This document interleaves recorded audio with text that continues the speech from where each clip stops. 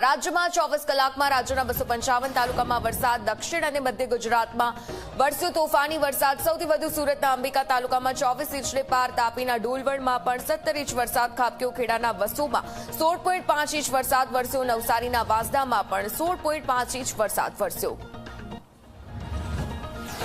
સુરતના ઉમરપાડામાં 15 ઇંચ વરસાદ ખાબક્યો. ખેડાના નડિયાદમાં પણ 13.75 ઇંચ વરસાદ વરસ્યો. ભરૂચના નેત્રંગમાં 13.25 ઇંચ વરસાદ વરસ્યો. વલસાડના ધરમપુરમાં 11 ઇંચથી વધારે વરસાદ પડ્યો. ડાંગના વઘઈમાં 11 ઇંચ, સુરતના માંગરોળમાં 11 ઇંચ, નવસારીના ચીખલીમાં 10.5 ઇંચ વરસાદની સ્થિતિ સામે આવી.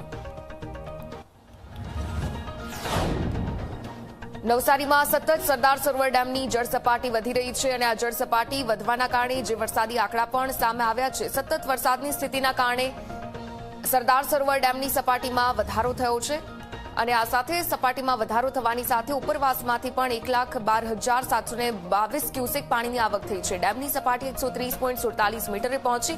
24 કલાકમાં સપાટીમાં 1.5 મીટરનો વધારો થયો. સુરતની તાપી નદીમાં નવા નીરની આવક થઈ છે. ધોધમાર વરસાદના કારણે કોઝવેની સપાટીમાં વધારો. કોઝવેની સપાટી ભયજનક સપાટીને પાર. ઉકાઈ ડેમમાં પણ 1,64,000 ક્યુસેક પાણીની આવક. સુરેન્દ્રનગર જિલ્લામાં મેઘરાજાની ધમાકેદાર એન્ટ્રી. મોડી રાતથી જિલ્લાના વિવિધ તાલુકાઓમાં સતત વરસાદ. લખતર તાલુકામાં સૌથી વધુ 3.5 ઇંચ વરસાદ વરસ્યો. જિલ્લામાં સરેરાશ 2.5 ઇંચથી વધુ વરસાદ પડ્યો.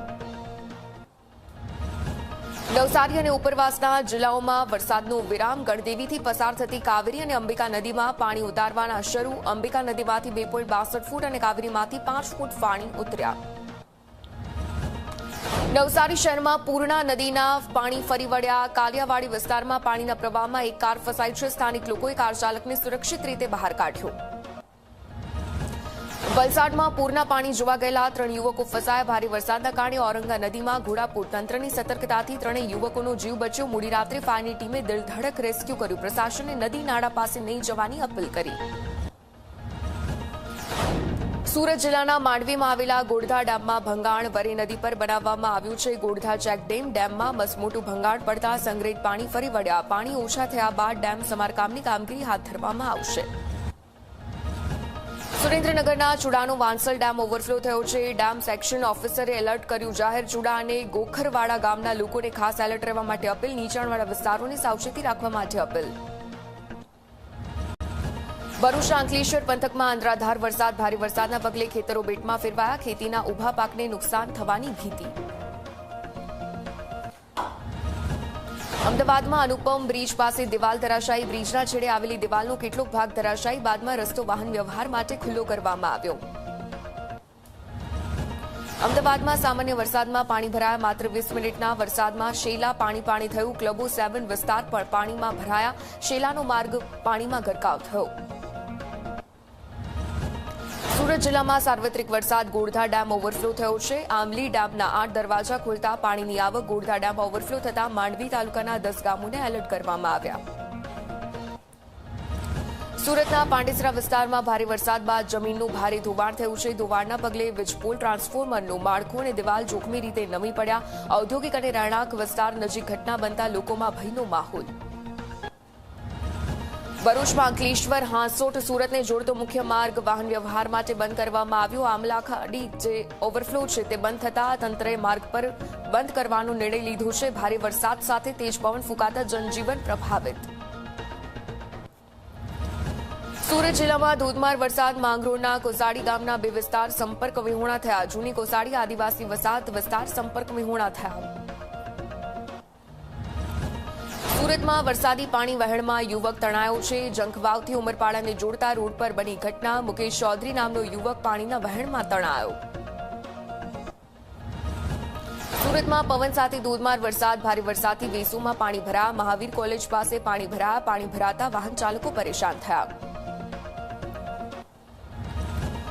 સુરતમાં રેડ એલર્ટ વચ્ચે વરસાદી માહોલ. મેયર અને ડેપ્યુટી મેયરે વિવિધ વિસ્તારોની મુલાકાત લીધી. માધવબાગ, ઋષિ વિહાર સહિતના વિસ્તારની મુલાકાત લેવામાં આવી. અધિકારીઓને જરૂરી સૂચનો પણ આપ્યા.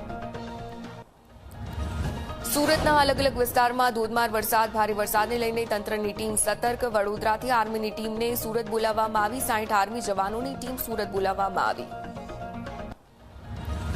વડોદરાની સુમનદીપ વિદ્યાપીઠની લક્ષ્મી હોસ્ટેલમાં વરસાદી પાણી ભરાતા 150થી વધુ વિદ્યાર્થીઓ હોસ્ટેલમાં ફસાયા. તંત્રની મદદ માંગતા તમામનું મધ્યરાત્રિએ રેસ્ક્યુની કામગીરી કરવામાં આવી.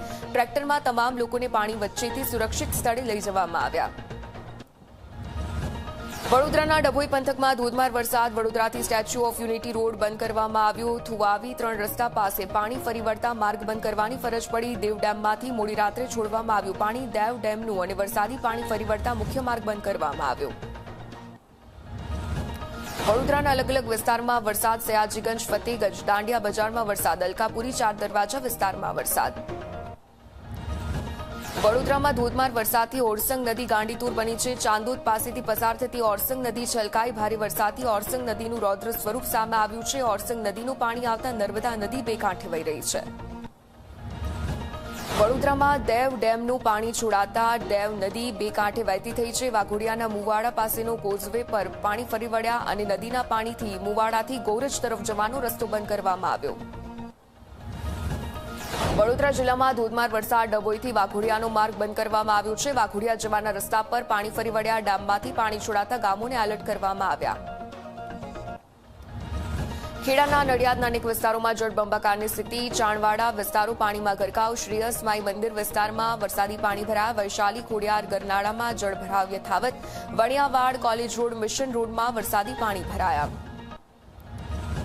દહેગામ તાલુકાના અનેક ગામોમાં ભારે પવન સાથે વરસાદ. ભારે વરસાદથી રોડ, રસ્તાઓ અને સોસાયટીમાં પાણી વહેતા થયા. નીચાણવાળા વિસ્તારોમાં પાણી ભરાતા લોકોને અવરજવરમાં મુશ્કેલી. ખેડૂતોમાં ખુશીનો માહોલ. ખેતી માટે વરસાદ લાભદાયી બન્યો. નર્મદાના તિલકવાડા તાલુકાના સુરવા ગામમાં વરસાદી પાણી ભરાયા. 6 માણસોને એનડીઆરએફની ટીમે બચાવ્યા. નર્મદા જિલ્લા તંત્ર અને એનડીઆરએફની ટીમ ખડે પગે. મહેસાણા જિલ્લાના વિજાપુરમાં વરસાદ. અસહ્ય ઉકળાટ બાદ વરસાદ વરસતા વાતાવરણમાં ઠંડકનો માહોલ.